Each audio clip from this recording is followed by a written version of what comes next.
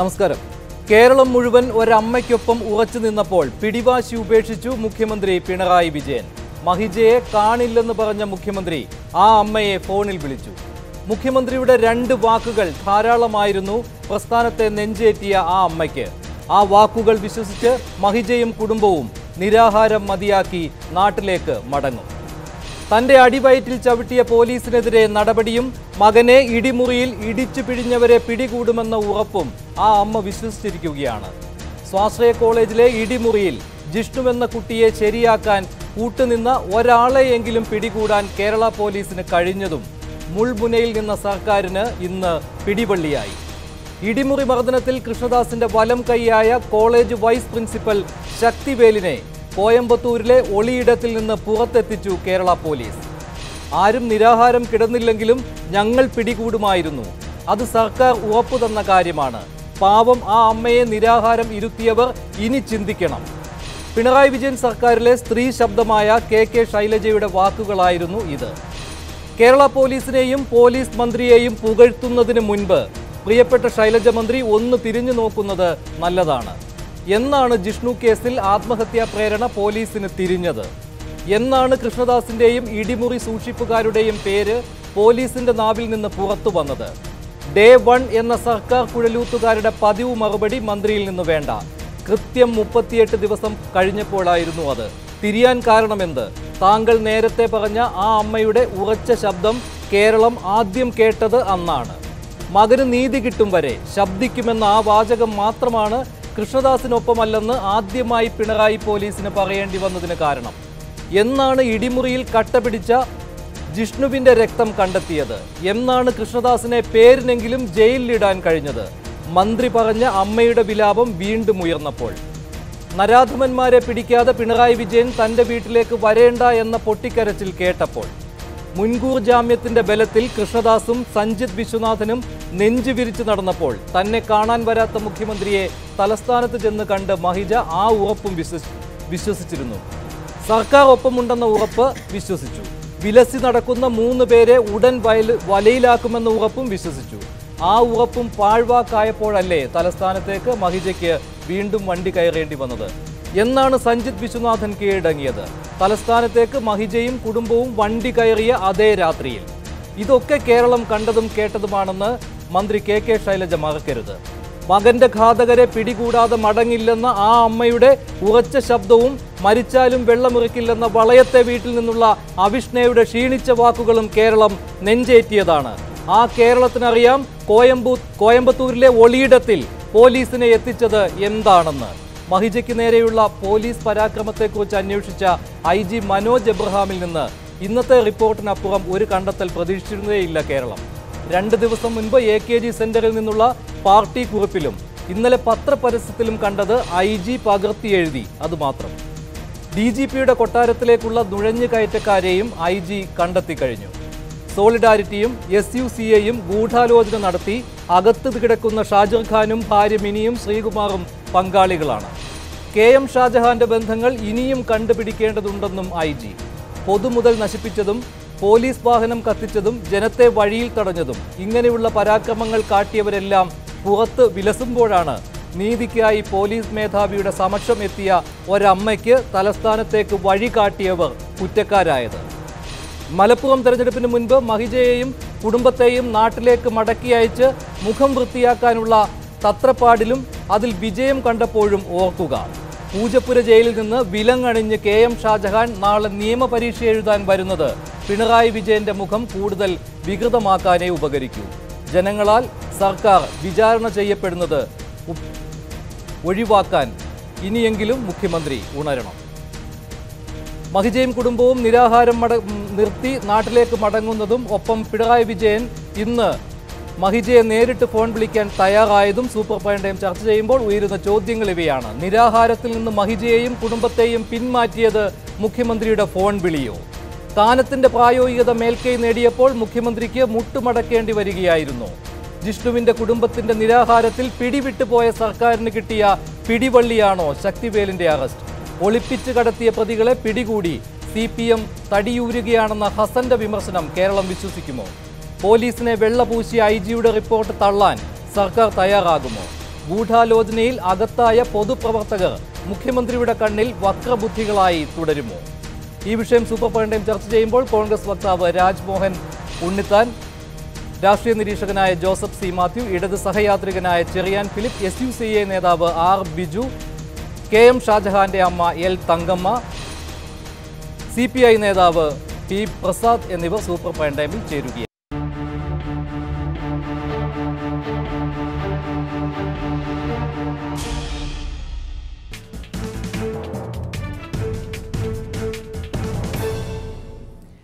നിരാഹാരത്തിൽ നിന്ന് മഹിജയെയും കുടുംബത്തെയും പിന്മാറ്റിയത് മുഖ്യമന്ത്രിയുടെ ഫോൺ വിളിയോ?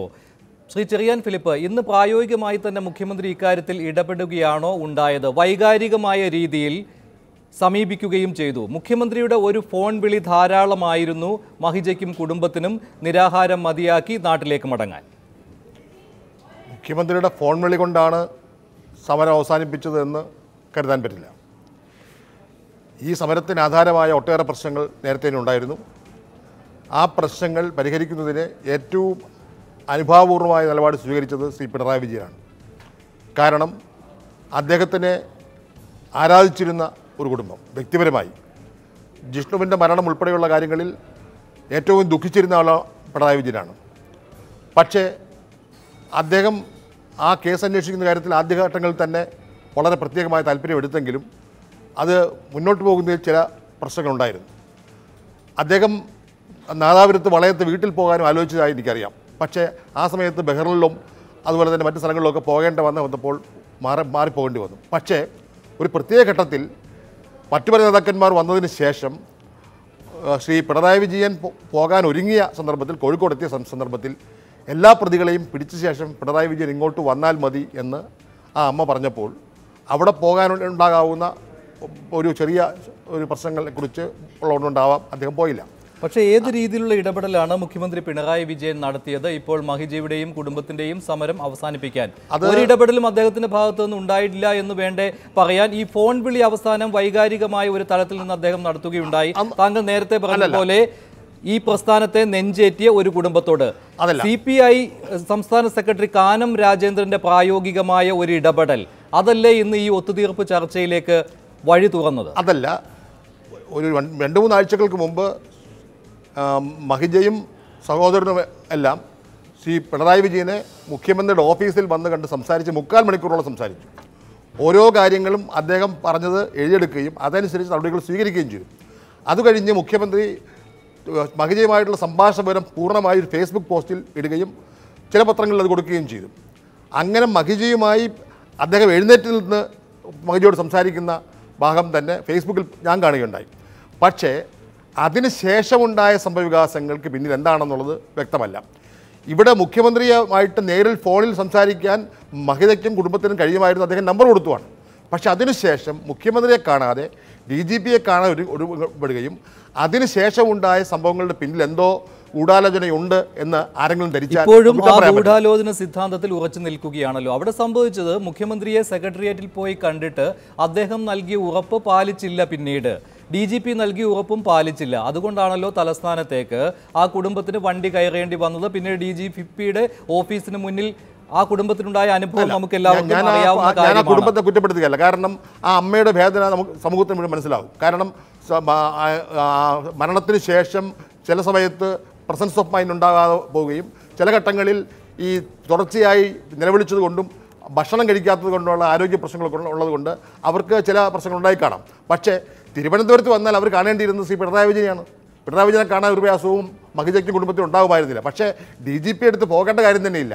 പക്ഷേ DGPയെ കാണാൻ തീരുമാനിച്ചപ്പോൾ പിന്നീടുണ്ടായ സംഭവങ്ങളെക്കുറിച്ച് ഞാൻ വിശദീകരിക്കേണ്ട കാര്യമില്ല, അതിനെക്കുറിച്ച് ഒരു വിവാദത്തിലേക്ക് പോകേണ്ട കാര്യമില്ല. പക്ഷേ ഇപ്പോൾ ഏറ്റവും ഒടുവിലുണ്ടായ സംഭവം എന്ന് പറഞ്ഞാൽ അവരെ സംബന്ധിച്ചിടത്തോളം എല്ലാ പ്രതികളെയും പിടികൂടുക എന്നുള്ളതാണ് അവർ പറഞ്ഞ പ്രധാനപ്പെട്ട മുദ്രാവാക്യം.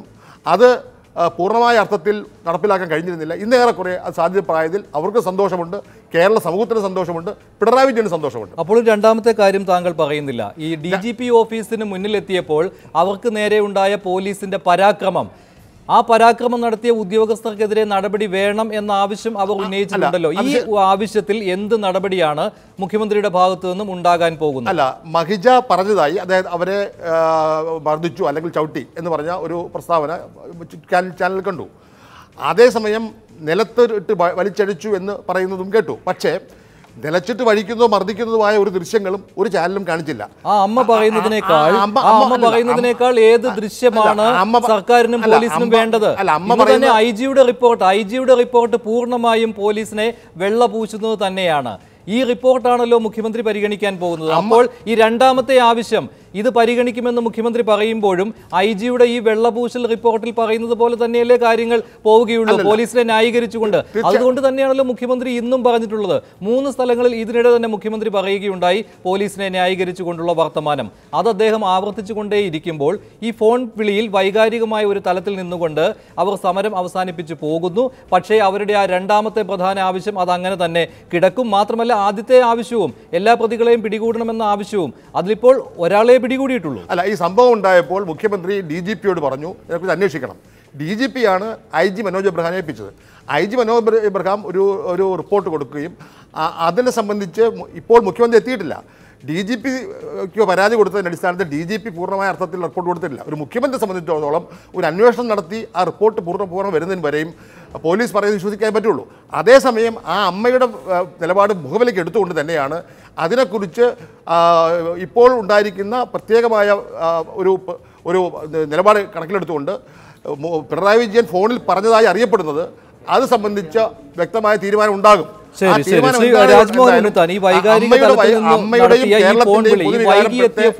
വൈകിയെത്തിയ ഫോൺ വിളി അതാണോ ശ്രീ രാജ്മോഹൻ ഉണ്ണിത്താൻ? ഈ വൈകിയെത്തിയ ഫോൺ വിളി അതാണോ ഇപ്പം ഈ കുടുംബത്തെ സമരത്തിൽ നിന്നും പിന്മാറ്റിയത്? അല്ല, ചെറിയാൻ ഫിലിപ്പ് പറഞ്ഞ ഒരു കാര്യത്തോട് എനിക്ക് പൂർണ്ണമായ യോജിപ്പാണ്. കാരണം ഈ കുടുംബം അന്ധമായ ഒരു പിണറായിയോട് ഭക്തി കാണിക്കുന്ന ഒരു കുടുംബമാണ്. പ്രത്യേകിച്ച് ഒരു മാർക്സിസ്റ്റ് ഗ്രാമത്തിൽ ജീവിക്കുന്ന ഒരു മാർക്സിസ്റ്റ് കുടുംബമാണ്. ആ കുട്ടിയും SFIയുടെ നേതാവാണ്. അതിൻ്റെ ഫേസ്ബുക്ക് പോസ്റ്റൊക്കെ നമ്മൾ കണ്ടതാണ്. ഇവിടെ നമ്മൾ മനസ്സിലാക്കേണ്ട ഒരു കാര്യം, ചേർത്തലയിൽ അനന്തു എന്ന് പറയുന്ന ഒരു SFI നേതാവ് ദാരുണമായി കൊല്ലപ്പെട്ടു. ആ കൊല്ലപ്പെട്ട 17 അവരെ കൊല ചെയ്ത 17 പ്രതികളിൽ 16 പ്രതികളെയും ഒറ്റ രാത്രി കൊണ്ട് പിടിച്ച് അവരെ മജിസ്ട്രേറ്റിൻ്റെ വീട്ടിൽ ഹാജരാക്കി റിമാൻഡ് ചെയ്യിപ്പിച്ച ഒരു പോലീസാണ് കേരളത്തിലുള്ളത്. ആ പോലീസാണ് ഈ പറയപ്പെടുന്ന ജിഷ്ണു പ്രണോയുടെ അമ്മയ്ക്ക് നീതി കൊടുക്കാൻ 92 ദിവസം എടുത്തത്. ഈ കേസിലെ 6 പ്രതികൾ, അതിൽ 1-2 പ്രതികൾ അവർ വളരെ സമ്പന്നരാണ്, അതുപോലെ തന്നെ സാമ്പത്തികമായി പിന്നെ നല്ല സ്വാധീനമുള്ളവരാണ്. ബാക്കി വരുന്ന 6 പ്രതികളിൽ 4 പേരും കേരളത്തിൻ്റെ ചരിത്രത്തിൽ ഏറ്റവും വലിയ വിരോധാഭാസം. 3, 4, 5, 6 പ്രതികൾക്ക് ആൻറ്റിസിപ്പേറ്ററി ബെയിൽ ലഭിക്കുന്നില്ല, മുൻകൂർ ജാമ്യമില്ല. 1, 2 പ്രതികൾക്ക് മുൻകൂർ ജാമ്യം കിട്ടിയിരിക്കുന്നു. അപ്പോൾ 1, 2 പ്രതികളെക്കാൾ വലിയ കുറ്റമാണോ 3, 4, 5, 6 പ്രതികൾ ചെയ്തത്? ആദ്യം തന്നെ FIRൽ വളരെ ദുർബലമായിട്ടാണ് ഈ കേസ് FIR എഴുതി ചേർത്തത്. 2, ഈ പ്രതികൾക്ക് ജാമ്യം കിട്ടാൻ ആദ്യം കേസിന്റെ സാങ്കേതികത നമ്മൾ ഒരുപാട് ചർച്ച ചെയ്തതാണ് ശ്രീ രാജ്മോഹൻ ഉണ്ണിത്താൻ. ഇപ്പോൾ സർക്കാരിനെ മുൾമുനയിൽ നിർത്തിയതാണല്ലോ ഇപ്പോൾ ജിഷ്ണുവിന്റെ കുടുംബത്തിന്റെ നിരാഹാര സമരം, വളയത്തെ സഹോദരിയുടെ സമരവും തിരുവനന്തപുരം മെഡിക്കൽ കോളേജിലെ ജിഷ്ണുവിൻ്റെ അമ്മയുടെയും മറ്റ് കുടുംബാംഗങ്ങളുടെയും സമരം. ഈ സമരം ഇന്ന് പിൻവലിപ്പിക്കുവാൻ സർക്കാരിന് കഴിഞ്ഞിട്ടുണ്ടെങ്കിൽ അത് മുഖ്യമന്ത്രിയുടെ ഇടപെടലാണോ ഇല്ലയോ? മുഖ്യമന്ത്രിയുടെ ഒരു ഇടപെടലും അല്ല. ഞാൻ ഇന്നലെ രാവിലെ വളയത്ത് പോയി ആ പെൺകുട്ടിയെ നേരിട്ട് കണ്ട ഒരാളാണ്. മഹാത്മാഗാന്ധി പോലും നിരാഹാര സമരം നടത്തുമ്പോൾ അദ്ദേഹം ചൂട് വെള്ളം കഴിച്ചിരുന്നു. ഈ കുട്ടിയോട് രാവിലെ പ്രതിപക്ഷ നേതാവ് പോയി, മുൻ മുഖ്യമന്ത്രി പോയി. അവിടെ ചെന്നവരെല്ലാം ആ കുട്ടിയോട് പറഞ്ഞു, ആ കുട്ടിയോട് അല്പം ചൂട് വെള്ളം കഴിക്കണം, അല്ലെങ്കിൽ അത് അപകടം. ആ കുട്ടി പറഞ്ഞു, എൻ്റെ അണ്ണൻ എവിടെയാണോ പോയത് അവിടേക്ക് ഞാൻ പോയാലും ഒരു തുള്ളി വെള്ളം ഞാൻ കഴിക്കില്ല. അപ്പോൾ ഇന്നലെ അപ്പോൾ കുട്ടിയുടെ നില വഷളായി. 1-2 ദിവസം കൂടി കഴിഞ്ഞാൽ അങ്ങനെയെങ്കിൽ അവർക്ക് ബോധ്യമായി അതേ നിലപാടിൽ തന്നെയായിരുന്നു. അപ്പോൾ അവർക്ക് ബോധ്യപ്പെട്ടു സർക്കാരിന്റെ നടപടികൾ അവർക്ക് ഗുണകരമായി തന്നെ വരും എന്ന്, അവരുടെ ആവശ്യങ്ങൾ പരിഹരിക്കപ്പെട്ടു എന്ന് ബോധ്യം വന്നതുകൊണ്ട് തന്നെയാണല്ലോ ഇന്ന് സമരത്തിൽ നിന്ന് പിന്മാറാൻ അവർ തയ്യാറായത്. അതുകൊണ്ടല്ല മഞ്ജുഷേ, ഇന്നിപ്പോൾ അവരാവശ്യപ്പെടുന്നത് എന്താ? അവരുടെ മകൻ്റെ ദാരുണമായ അന്ത്യത്തിന് ആരാണോ ഉത്തരവാദികൾ, ആ ഉത്തരവാദികളായ ആളുകളെ അറസ്റ്റ് ചെയ്യണം. ഇന്ന് അവരെ ബോധ്യപ്പെടുത്താനായി ഒരു അറസ്റ്റ് നടന്നു. ഇപ്പം ഇത്രയും ഒരു എക്സ്ട്രീം സ്റ്റാൻഡിലേക്ക് ഈ സമരം പോയപ്പോൾ പ്രതിയെ എങ്ങനെ പിടിച്ചത്? ഈ പ്രതികൾ എന്താ കേരളം വിട്ടത്? എത്ര ദിവസം കഴിഞ്ഞാൽ വിട്ടത്? അപ്പോൾ നമ്മുടെ പൾസർ സുനി എറണാകുളം ഹൈക്കോടതി മൊത്തം കിടന്ന് കറങ്ങിയിട്ട് കോടതി വളപ്പിൽ ഹാജരായപ്പോൾ പിടിച്ചത്. അതായത് അല്ലല്ല, ഇന്ന് എം ഹസൻ പറയുകയാണ്, ഒളിപ്പിച്ച് കടത്തിയവരെ CPM മലപ്പുറം തെരഞ്ഞെടുപ്പിന് മുൻപ് തിരിച്ചു കൊണ്ടുവന്നിരിക്കുന്നുവെന്ന്. എന്ത് തെളിവിന്റെ അടിസ്ഥാനത്തിലാണ് ഇത്തരത്തിലുള്ള ആരോപണം ഉന്നയിക്കുന്നത്? കേരള പോലീസ് പിടികൂടിയതല്ല ഈ ശക്തിവേലിനെ എന്നാണോ? ഞാൻ പറഞ്ഞത് കേരളത്തിലെ ഇടതുപക്ഷ മുന്നണി ഗവൺമെന്റിലും മുന്നണിക്കകത്തും പിണറായി വിജയനെ അനുകൂലിക്കുന്നവരെക്കാൾ കൂടുതൽ ഈ വിഷയത്തിൽ മഹിജയെയും ആ കുടുംബത്തെയും അനുകൂലിക്കുന്നവരാണ്. അപ്പോൾ സ്വാഭാവികമായി പിണറായി വിജയൻ്റെയും ഗവൺമെൻറ്റിൻ്റെയും ആ പ്രതിച്ഛായ നഷ്ടപ്പെട്ടു, മുഖം വികൃതമായി. എന്തെങ്കിലും ഒന്ന് ചെയ്തില്ലെങ്കിൽ അവർക്ക് നിലനിൽക്കാനാവില്ലെന്ന് കണ്ട് അവസാന അടവാണ് ഈ അറസ്റ്റ്. ഈ പ്രതികളൊക്കെ എവിടെ ഉണ്ടെന്ന് ഗവൺമെൻറ് നന്നായിട്ടറിയാം. ഗവൺമെൻറ് അവരെ പിടിക്കാത്തതാണ്, പിടിക്കാൻ പറ്റില്ല. കാരണം ആദ്യം തന്നെ ആ SP ചോദിച്ചല്ലോ, SP-യോട് ഉന്നതമായ പോലീസ് ചോദിച്ചു, തനിക്ക് വരെ പണിയൊന്നുമില്ല ഇതിൻ്റെ പുറകിൽ നടക്കാൻ. അപ്പോൾ ഗവൺമെൻറ്റിൻ്റെയും പോലീസിൻ്റെയും നിലപാട് ആ ചോദ്യത്തിൽ തന്നെ അടങ്ങിയിരിക്കുന്നു. അതാണ് പ്രതികളെ പിടിക്കാൻ ഇത്രയും വൈകിയത്. ഇപ്പോൾ മാർക്സിസ്റ്റ് പാർട്ടിയുടെയും സംസ്ഥാന ഗവൺമെൻറ്റെയും കൈപ്പിടിയിൽ നിന്ന് കൈവിട്ടുപോയി ഈ കേസ്. ഇനി ഈ കേസ് തീർത്തില്ലെങ്കിൽ ഗവൺമെൻറ്റിൻ്റെ നിലനിൽപ്പ് അപകടത്തിലാകും. പ്രത്യേകിച്ച് 12-ാം തീയതി മലപ്പുറത്ത് രണ്ട് കാര്യത്തിലും അങ്ങനെയെങ്കിൽ ശ്രീ രാജ്മോഹൻ ഉണ്ണിത്താൻ ഈ രണ്ട് കാര്യങ്ങളിലും മുഖ്യമന്ത്രിക്ക് മുട്ടുമടക്കേണ്ടി വന്നിരിക്കുകയാണോ? ഇപ്പോൾ പ്രതികളിൽ ഒരാളെ പിടികൂടുകയുണ്ടായി, മുഖ്യമന്ത്രി മഹിജയെ ഫോണിൽ വിളിച്ചു, പിടിവാശി അദ്ദേഹം ഉപേക്ഷിച്ചു, ഉദ്യോഗസ്ഥർക്കെതിരെ നടപടിയെടുക്കാം എന്ന ഉറപ്പും നൽകി. അതാ ഞാൻ പറഞ്ഞത്, 2 ഉറപ്പ് അവർക്ക് കിട്ടിയതിനേക്കാൾ വലിയ ഒരു ഭീഷണി ആ അമ്മയുടെ മുമ്പിലുണ്ട്. ആ ഭീഷണി മറ്റൊന്നുമല്ല, തൻ്റെ ഒരു മകൻ നഷ്ടപ്പെട്ടു. ആ നഷ്ടപ്പെട്ട വേദന സഹിക്കുന്ന അമ്മയ്ക്ക് നീതി കിട്ടുന്നില്ല. 2ാമത്തെ മകളും മരണത്തിലേക്ക് നീങ്ങിക്കൊണ്ടിരിക്കുന്നു. അത് ആ അമ്മയ്ക്ക് സഹിക്കാൻ പറ്റില്ല. അമ്മയുടെ ജീവനേക്കാൾ വലുത് ആ മകളുടെ ജീവൻ. ആ ജീവൻ അപകടത്തിലേക്ക് പോകുന്നുവെന്ന് ആ യാഥാർത്ഥ്യം അമ്മ ഉൾക്കൊണ്ടു. ആ യാഥാർത്ഥ്യത്തിന്റെ അടിസ്ഥാനത്തിലാണ് ഇപ്പോൾ ഈ ഒത്തുതീർപ്പിന് അമ്മ വഴങ്ങിയത്. ശ്രീ ജോസഫ് സി മാത്യു, സർക്കാരിന് ഇപ്പോൾ എല്ലാം പിടിവിട്ട് പോയിരുന്നു ഈ ജിഷ്ണുവിന്റെ കുടുംബത്തിന്റെ നിരാഹാരത്തിലൂടെ. അതിനിടയ്ക്ക് കിട്ടിയ ഒരു പിടിവള്ളിയല്ലേ ശക്തിവേലിന്റെ അറസ്റ്റ്? ഈ സമരം ഒത്തുതീർപ്പാക്കുവാൻ ശക്തിവേലിന്റെ അറസ്റ്റ് വളരെയധികം സർക്കാരിനെ സഹായിച്ചു. അതിപ്പോൾ പ്രതിപക്ഷം ആരോപിക്കുന്നത് പോലെ ഒരു നാടകം കളിക്കുകയായിരുന്നോ? ഒളിപ്പിച്ച് കടത്തിയ ആളെ തിരിച്ചു കൊണ്ടുവരികയാണോ? ഇതൊക്കെ ചർച്ച ചെയ്യേണ്ടതുണ്ട്, അത് സമൂഹം മനസ്സിലാക്കേണ്ടതുമാണ്. മഞ്ജുഷ്, ഞാൻ അങ്ങനെ കരുതുന്നില്ല. ഞാൻ ഇതിനെ പോസിറ്റീവായിട്ടാണ് ഞാൻ സത്യത്തിൽ കാണുന്നത്. മഞ്ജുഷ് നേരത്തെ പറഞ്ഞ പോലെ മുഖ്യമന്ത്രി തല കുനിച്ചോ അങ്ങനെയൊന്നും ഇല്ല എന്നാണ് ഞാൻ വിചാരിക്കുന്നത്. തീർച്ചയായിട്ടും അദ്ദേഹത്തിൻ്റെ നിലപാടിലൊരു മാറ്റമുണ്ടായി. അത് വളരെ പോസിറ്റീവായിട്ടുള്ള, നമ്മൾ സ്വാഗതം ചെയ്യേണ്ട ഒരു നിലപാടാണ്. ഫോൺ വിളിച്ചത് നല്ലത് തന്നെ.